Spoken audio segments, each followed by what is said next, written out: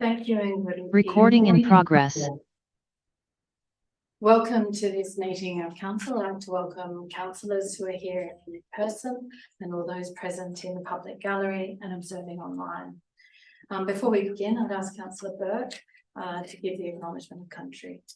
Thank you, Mayor. On behalf of all present and those watching on webcast, I'd like to acknowledge the traditional custodians of the lands in which we meet, Cammeraygal people, and pay our respects to the ancestors and spirits past and present. Thank you, Councillor Burke. Councillors, we have two requests for remote attendance. Councillor Berrigan and Councillor Mutton, moved by Councillor Gibson, seconded by Councillor Spencerley. I put that to the meeting. All those in favour? That's carried unanimously, and we welcome you both, Councillor Mutton and Councillor Berrigan, to the meeting. Are there any disclosures of interest in the items on the agenda? Thank you. This meeting is being recorded and made publicly available on Council's website. Those present should refrain from making any defamatory statements. By attending the meeting, you are giving consent to your image and voice being webcast. Councillors, council staff and members of the public must ensure that mobile telephones are turned to silent during meetings of the council. Councillors who need to use their phone to text, talk or engage in social media activity must leave the chamber to do so. That brings us to confirmation of the minutes. Is there a mover? Councillor Lamb, a seconder, Councillor Santa. I put the minutes. All those in favour? Thank you, that's carried unanimously. Councillor Welsh. I'd like to move a procedural motion. Yes. Okay, that motion that the election for mayor and deputy mayor be held together.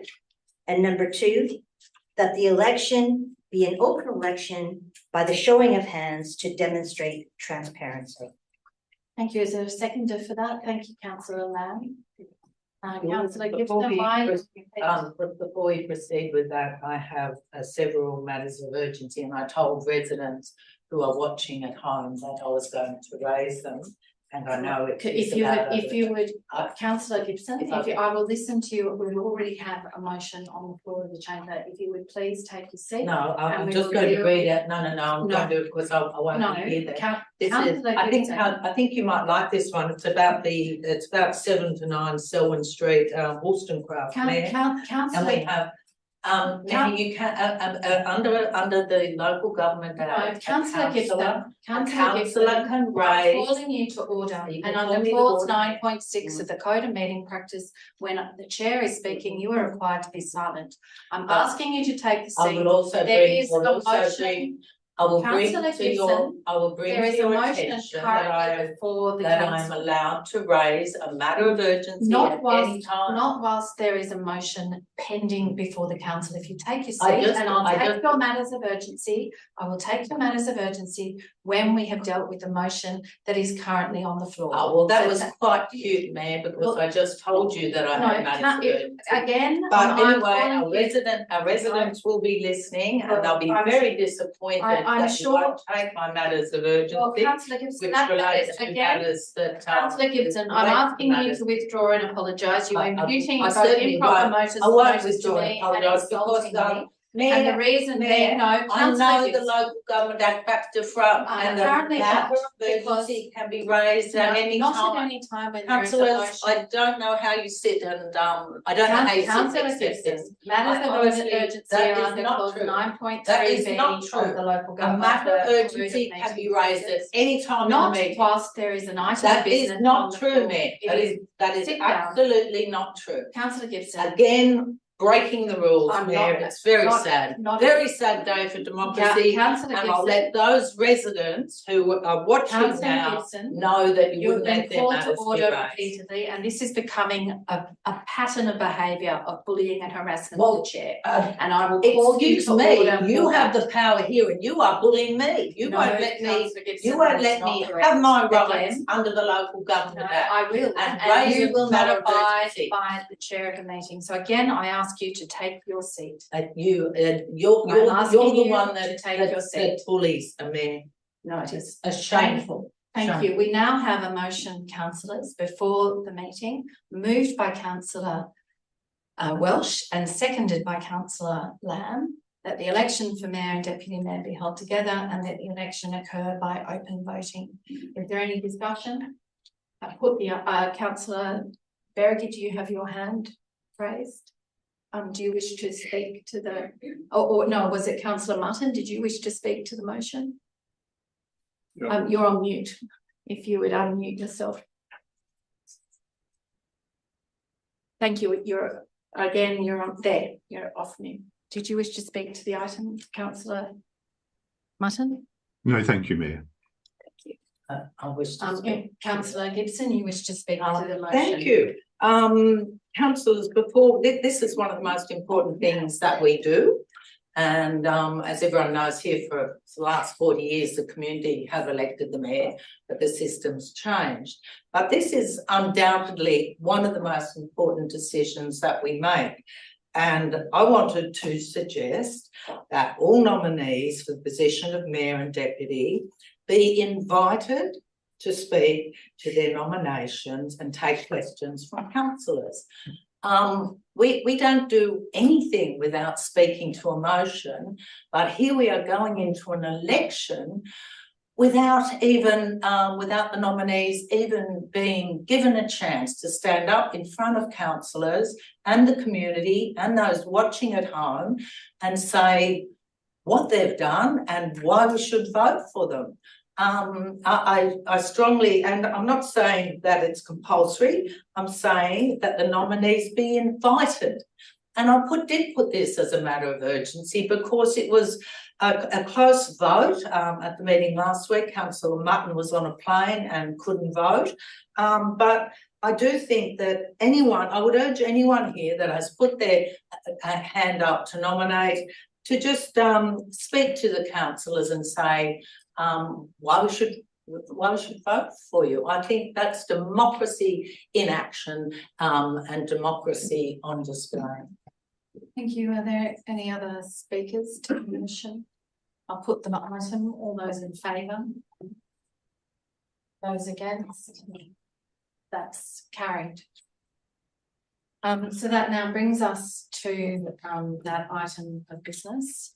And I will vacate the chair and hand over to the General Manager as returning officer. Thank you.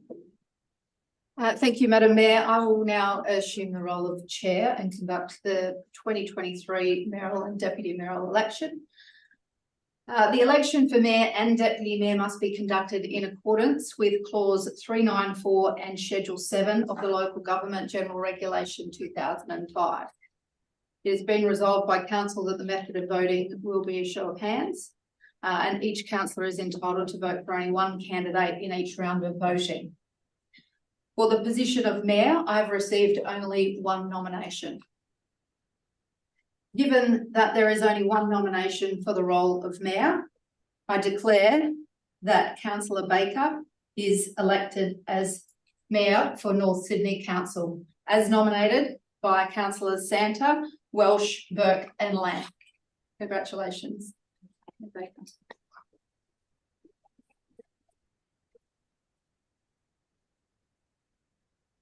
Before we move on to the deputy mayoral election, can I ask that the mayor resume her seat?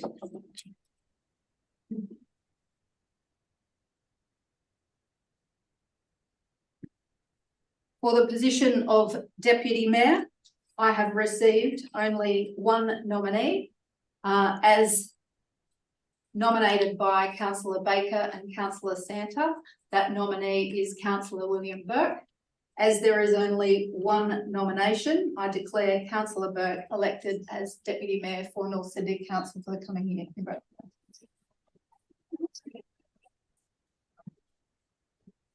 That brings us to the end of the election. I will now hand back to the Mayor. Thank you. I will, as is usual in the course of these, briefly speak and then ask the new deputy mayor, Councillor Burke, to speak. I will be very brief. I'd like to thank you all for extending the significant honour and privilege to continue to serve with the mayor and to continue to work collaboratively with you to serve our exceptional North Sydney community. I am so very grateful for the faith that you have placed in me, and beyond grateful to be able to serve with a group of councillors who have worked constructively and collaboratively to place the community interest above personal interest. A group of councillors committed to delivering on environmental, social and financial sustainability, committed to open government principles. A group who value and strive to protect the character and heritage of our suburbs and public domain, who understand that we have been elected to be prepared to stand up to state governments of all political persuasions on behalf of our community. A group of councillors who continue to stand up daily for the thousands of residents along the whole of the Warringah Freeway Upgrade Corridor, from Cammeray, Neutral Bay, down to High Street and North Sydney and beyond, who are enduring the devastating impacts of the construction of these major road projects and the ongoing impacts of those projects more generally. A council that will not stop lobbying the state government to deliver the return of the 1.5 hectares of public open space at Cammeray Park taken for the major roads project, and the return of public lands from Cammeray to Berries Bay to the community at the end of the construction period. A council who will fight until the Minister for Planning collaborates with our community on housing density targets.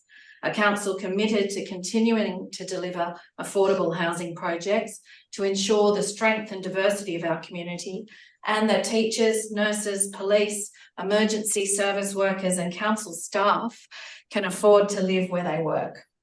There is so much that we all have to do, and I know that we will work tirelessly together to continue to deliver on our community's expectations and aspirations over the next 12 months. Thank you.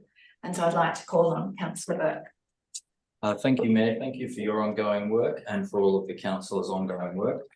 Thank you for your support. I appreciate our community coming tonight as well. And thank you also to our staff for their ongoing hard work. I'll continue to fight to put our local environment and local community first. Thank you, Mayor. Thank you. And that now brings the meeting to a close. Thank you all for your attendance and participation.